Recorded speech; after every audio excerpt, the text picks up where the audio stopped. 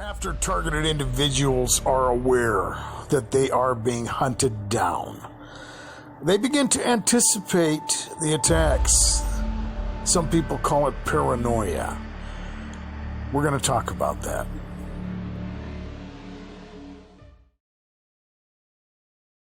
No, this is not a video about paranoia, okay? This is about the intrusive methodology of gang stalking, because that's exactly what it is. It's a method. And the fact that targeted individuals begin to anticipate things is no accident. That they do become paranoid is no mystery. Anybody would become paranoid if all the weird things that happen to targeted individuals happen to them. Okay, that's a no-brainer. Okay, but understanding the method, understanding the way it distracts the individual, the way it robs them of their peace, of their ability to function, that's what we're going to talk about, and how it can intensify the attacks that are already planned for the targeted individual. I've heard a lot of people say that, the things that they become sensitized to, they didn't really notice them before. Whether it's car doors slamming, people whistling, people coughing, bizarre behavior, hand gestures, keywords, colors, whatever. Once the target gets to the point where they're anticipating something, when it finally happens, it's like an explosion. Okay, it's intensified to that level. It's accentuated. And I've talked about synchronicities and things like that. A lot of people talk about that, where they'll have something. I've seen videos, maybe the police driving by someone's dwelling, especially at odd hours of the night, and it's annoying. It's loud. It's unavoidable. You could wear, earplugs around, but then that's going to start to frustrate you. And, people become syllogistic in how they process that information. And I'm not saying that police officers and people who are first responders or firefighters cannot be used in gang stalking. I think anybody can be used, but I highly doubt that, for example, the police interceptor or the fire trucks in your area are being commandeered specifically to harass you. Okay? I do believe that there are things that are set up to agitate you, and I don't think that these people necessarily have to know anything about that. And I've talked about that before in the video Crescendo, where there's that narrative, however you want to process that, whether you believe there's some type of, technology that allows your handler or the people that you suspect are involved in your gang stalking to, speak things into your mind, whether you believe it's demonic. We've talked a lot about that. And people, they're prepped. They're set up. They're on that course. They're distracted, and they become frustrated. And they become very agitated. And at the peak of their frustration and agitation, then you're going to have something that you were already anticipating and been sensitized to.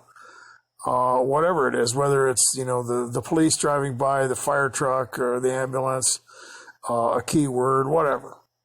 And it's just going to set you off. That's the way it's designed. They want to turn your own brain against you, and unfortunately, that's how you're wired. Trauma, negative experiences are associated with everything around them, and they're burned into your brain, for lack of a better way to explain it. So when they want to trigger you, they want to set you off, they can do it very covertly. And so what do you do? What kind of action can you take to deal with this? Okay. And I've talked about a lot of these things, and you kind of have to incorporate all of them. Okay. First, you need to know these people are wrong, and what they're doing is evil and it's illegal. Okay.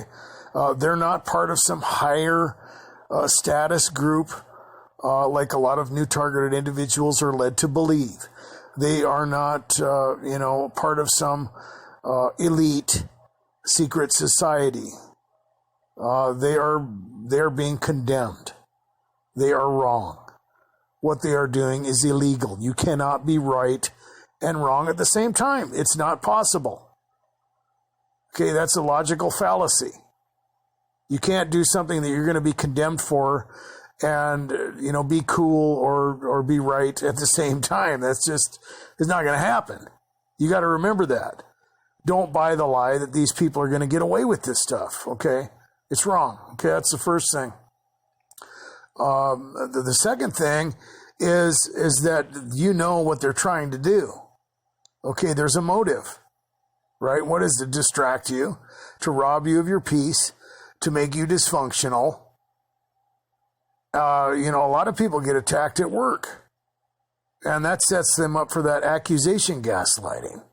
Oh, your performance sucks. What's wrong? What's going on? And, you can't say anything unless you have proof. The other thing goes into that where you want to have the body cam, because even though you're not going to be able to stop the covert methodology of people hacking or whistling or whatever, you're still going to have a little bit of control over that, and they're not going to be able to get aggressive with you. And if you're being attacked in your apartment or your dwelling or whatever, you're not going to have to jump up and see if your property is being assaulted or ruined, and you're going to have that proof. People aren't just going to have free reign to run around your, dwelling and, bang garbage can lids or whatever, or, walk in and out of their vehicle and slam the door 50 times in a row without it looking a little odd. You don't want to give them that type of leeway. You just don't.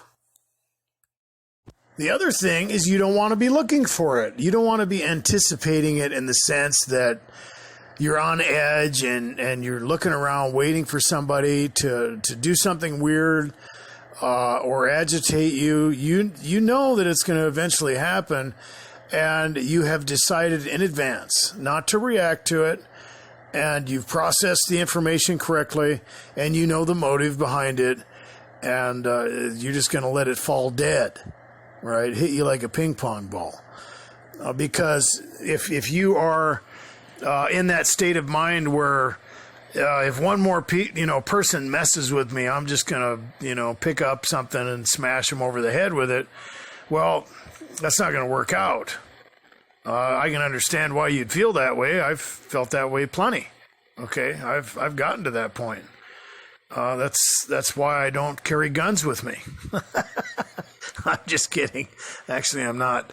But so you have that, because a lot of times targeted individuals will be looking for this stuff, and that's just going to accentuate what they're going to do. It will. You have to kind of process this stuff correctly in the sense that it's stimuli, and it's stimuli with a motive. There is a motive, and the motive is to drive you nuts, is to agitate you, it's to distract you, it's to provoke an emotional response. Okay, you can't let them do it. And you have to look at it in that scientific way to where it's just a method. You can't take it personal. And, if there's people that you're around, that are doing it, you got to get away from them. And the other thing I'd like to mention is a lot of times, the target is dysfunctional, and sometimes the people that they're dealing with, are going to be kind of feeding on the targeted individual, and they're dependent on them. Okay. It's kind of a forced relationship. They might need, financial help or whatever, however it works. They might have to live in the dwelling with somebody that's doing that. And they're going to use different little covert tactics to agitate the target, right? And they're going to use disguises. They're going to, well, I just wanted to help. I just wanted to see how you were doing. I just wanted to, whatever. And you have to know that there's a motive. And so establishing boundaries is important. Having that solid communication that avoids that type of conversation that they want you to come out with and try to accuse them of harassing them. Because that's kind of what it is. They want you to say something and then they're just going to, oh, you're crazy, or I'm not doing anything to you. I didn't say that. That's also important to record things. Anyway, and if you have that communication and that boundary set up, they're the ones that are crossing the line, not you.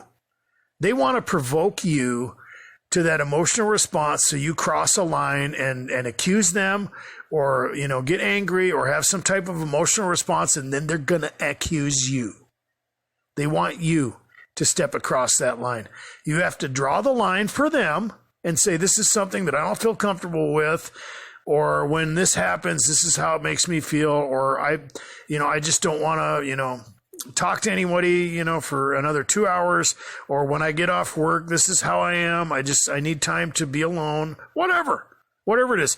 Have that communication and make it as reasonable and as logical and as straightforward as possible. And if they don't respect your boundaries, like I said, they're the ones that are going to be crossing the line, and they're not going to be able to push you at that point and agitate you and, just be there and have free reign to, just annoy the hell out of you until you finally cross the line that they've put up there.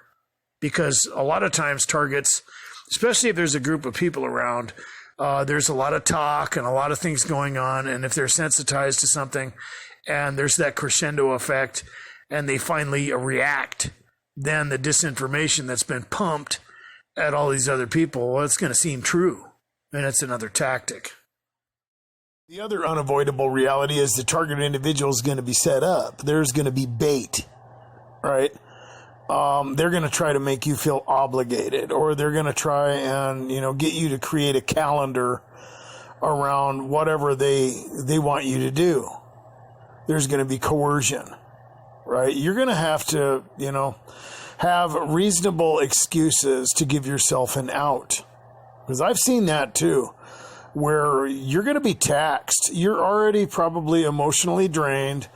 And if you have, obligations and all these things to whoever you're dealing with, whether it's a group of people or, some narcissist or whatever, well, they're going to use that. And other things can be correlated around that to where, you're going to be stressed out, and you might set yourself up for that accusation, gaslighting, right? You got to perform around a bunch of people or whatever. And before that happens, well, there's going to be attacks. There's going to be maybe something that's going to keep you awake or stress you out or invade your life in one way or another. And it's going to take that strength that you have away. And you're going to be running around and you're going to spread yourself too thin. Don't do that. If somebody wants you to create a calendar around things that they're throwing at you, just tell them you can't do it. You can't make plans, whatever. Tell them that you have migraine headaches and something might happen to where you might not be able to show up, whatever. I don't care if you call it a lie. I don't care what it is. If you're dealing with something like that, and targeted individuals are dealing with a lot of stress anyway, things might happen. And rather than to, try to explain what's going on, you're just going to have something that you could fall back on, because you can't let that happen. You can't be called out. You can't have all these people invading your life and then you try to perform, any more than you already are. Guys, Be good to yourselves. Be safe.